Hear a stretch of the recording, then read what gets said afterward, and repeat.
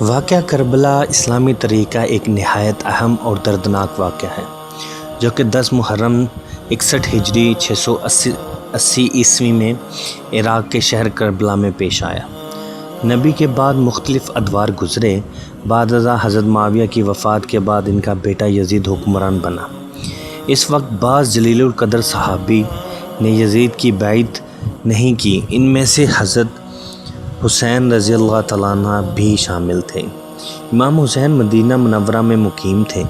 جب ان سے بیعت کا مطالبہ کیا گیا تو انہوں نے اپنا موقف اختیار کیا۔ حالات کے پیش نظر آپ اپنے اہل خانہ کے ساتھ مکہ مکرمہ میں تشریف لے گئے۔ اسی دوران کوفہ سے بہت سے خطوط آئے جن میں لوگوں نے امام حسین کو دعوت دی کہ وہ کوفہ تشریف لائیں۔ حالات کی حقیقت کو جاننے کے لیے امام حسین نے اپنے چچا سعد بھائی حضرت مسلم بن عقیل کو کوفہ بھیجا۔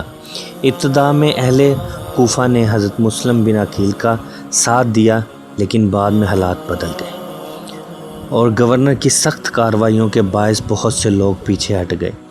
حضرت مسلم بن عقیل کو گرفتار کر لیا گیا اور انہیں شہید کر دیا گیا۔ ادھر امام حسین مکہ سے کوفہ کی طرف روانہ ہو چکے تھے۔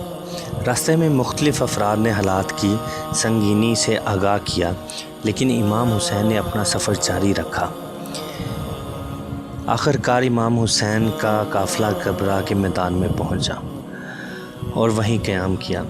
کچھ ہی عرصہ میں سرکاری تعداد بڑھتی گئی۔ امام حسین کے قافلے کو چاروں طرف سے گھیر لیا گیا۔ تاریخ روایت کے مطابق 7 محرم کے قریب امام حسین کے خیموں تک دریائے فرات سے پانی کی رسائی روک دی گئی۔ استغفر اللہ۔ اس کے بعد خیموں میں موجود مرد، خواتین اور بچے شدید پیاس کے ساتھ سامنا کرنے لگے۔ شدید گرمی، پانی کی کمی اور مسلسل محاصرے کے باوجود امام حسین نے صبر، استقامت اور اللہ تعالیٰ پر بھروسہ رکھا۔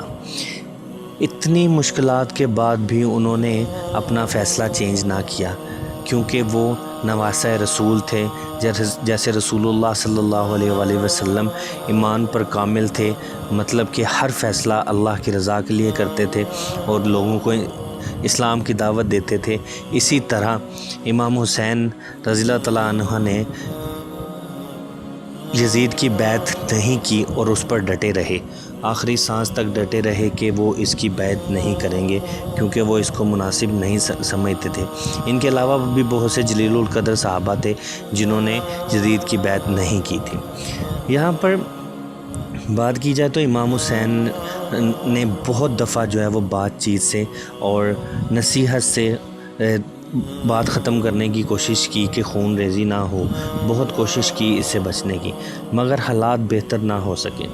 جب محاصرہ زیادہ سے زیادہ ہوتا گیا تو امام حسین نے اپنے ساتھیوں سے کہا کہ اگر آپ جانا چاہتے ہیں تو آپ چلے جائیں، کیونکہ وہ صرف میرے پیچھے ہیں، کیونکہ حضرت امام حسین ڈٹے ہوئے تھے کہ وہ کسی بھی حال میں اللہ کے راستے کو چھوڑ کر اس کی بیعت نہیں کریں گے۔ لیکن ان کے صحابی جانتے تھے کہ یہ رسول اللہ کے نواسے ہیں اور حق پر ہیں اور سچ پر ہیں۔ بھائیو، دوستو، بزرگوں، یہ وہ واقعہ تھا جس کے اثرات آج بھی ہمارے اوپر دکھائی دیتے ہیں کہ وہ اتنا دردناک، جب 6 ماہ کے بچے کے سینے پر تیر چلائے گئے، اور جو اب کیا اس کا بیان کرنا بڑا مشکل ہے، لیکن حالات اتنے سنگین ہو گئے تھے کہ حضرت امام حسین نے کہا اپنے ساتھیوں سے کہ آپ چلے جائیں، لیکن وہ نہیں گئے۔ وہ کہہ رہے تھے کہ ہم ہر حال میں، ہر صورت میں، چاہے شہادت ملے چاہے موت آئے، کچھ بھی ہو، ہم کسی حال میں بھی آپ کا ساتھ نہیں چھوڑیں گے۔ تو دوستو، یہاں تک تھا ہمارا ان کا مکہ سے کوفے کی طرف سفر اور کربلا کے میدان میں ان کا جو تھا وہ قیام۔ انشاءاللہ نیکسٹ ایپیسوڈ میں ہم آپ کو ملیں گے، اگلا پورا واقعہ بیان کریں گے۔ یہ پوری سے ایک سیریز چلے گی جہاں سے وہ مکہ سے لے کر اور ان کی شہادت تک جو ہے وہ سارا بیان کیا جائے گا۔ اگر آپ کو یہ ویڈیو پسند آئی ہو تو لائک، سبسکرائب کیجیے گا۔ انشاءاللہ ملتے ہیں اگلے پارٹ میں۔ دعا میں یاد رکھیے گا اور دوسروں کو شیئر کیجیے گا اور سبسکرائب لازمی کیجیے گا۔ اللہ حافظ۔